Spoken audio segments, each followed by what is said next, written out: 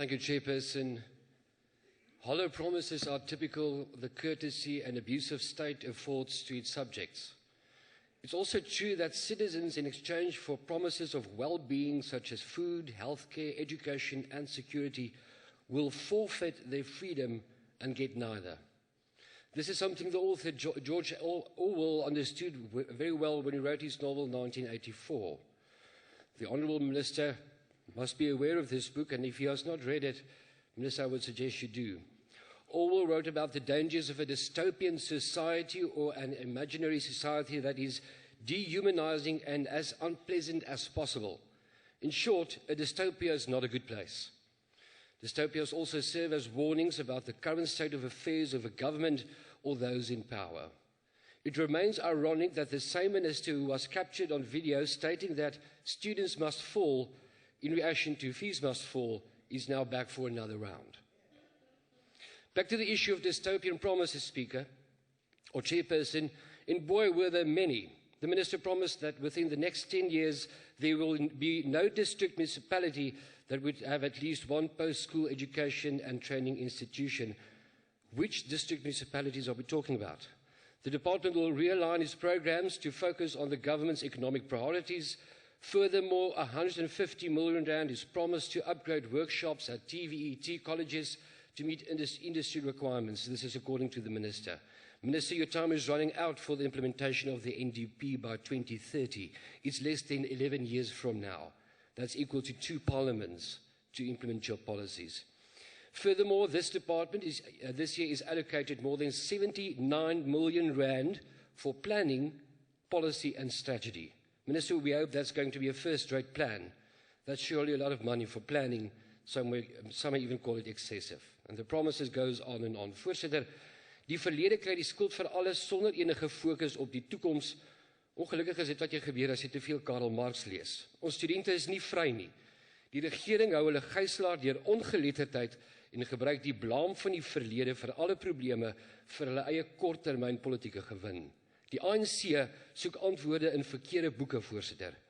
As daar nie dringend gefokus word op die verbetering van basiese onderrig nie, kan ons maar hierdie ministerie toemaak.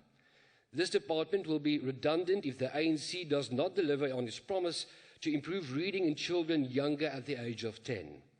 Ons uitvalsyfers in hoër en basiese onderwys dat ons studente oorgelewe word aan omstandighede sonder dat hulle 'n benul het van wat vir hulle voorlê.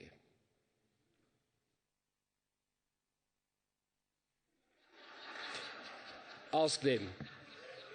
Every year, South African schools are among the worst in international maths tests.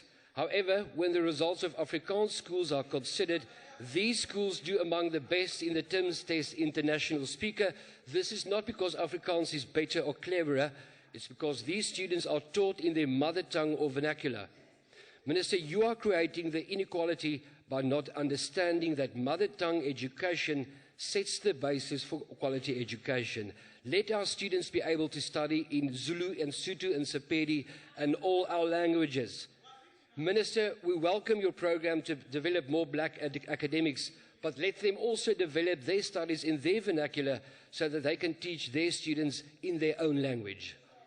An English-only approach to our society is not progressive. Voorsitter, ons studente swart en wit het 'n bydrae om te lewer. Ons weet die minister agom as revolusionêr, so kom ons praat oor die 4de industriële revolusie. Een van die gevare wat die komende revolusie gaan inhou, is meer ongelykheid en meer werkloosheid. Minister, wat doen die regering om ons studente voor te berei vir die werk wat nog nie bestaan nie? Wat doen die regering om ons studente te leer dat ons nie iemand anders meer die skuld kan gee vir ons mislukkings nie, maar ons as 'n land skouer aan die wiel moet sit? Minister, as die regering nie optree en proaktief ons kinders voorberei vir die nuwe revolusie nie, gaan ons agterbly. En as ons agterbly, is daar weer ongelykheid. En nog optogte, en nog plundering op pad. Voorsitter, die VF+ sê, hou op fokus op die verlede en bou aan 'n beter toekoms. Hou op skuld gee. Leer ons studente dat grade goed is, maar grade alleen gaan nie jou sukses bepaal nie. Leer ons kinders om iets te word en in die proses iets te leer. Maak hulle gereed vir uitdagings wat môre inhou en om verantwoordelike burgers te wees. Wat verantwoordelik optree, wat uitdagings aanpak en die beste daarvan maak ongeag jou velkleur of jou omstandighede. Minister, if you do not do this, your promises will remain hollow and your dystopian society will rise up against you. Thank you.